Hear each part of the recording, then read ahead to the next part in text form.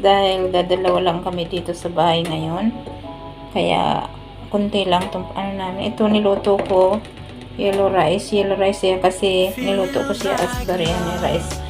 Biryani rice yung timpla niya, pang biryani, pero wala siyang chicken or fish or meat. Rice lang po siya kasi yan ang gusto ng anak ko. Kakainin niya yan with yogurt, with cucumber. Ayan. Tapos, ito naman ang aking ulam, guys. Nagsinigang ako ng isda. Malaking sherry fish yan. Hiwa-iwa, isang ulo doon. Ang ulo niya nasa loob. So, ayan ang aking sabaw today. Kasi gusto ko may higuping sabaw tuwing iftar. So, ayan. Sinigang na isda.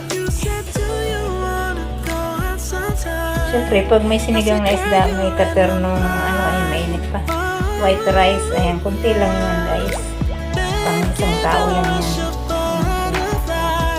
Kunti lang yan. White rice. Kapag naman ang aking sinigang na isda.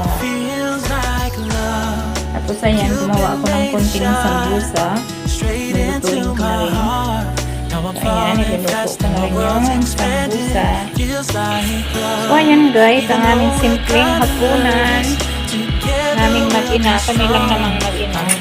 So, ayan. Ayan ang aming pagkain. Ayan, let's it guys, oras na ng kainan. Maraming salamat sa lahat ng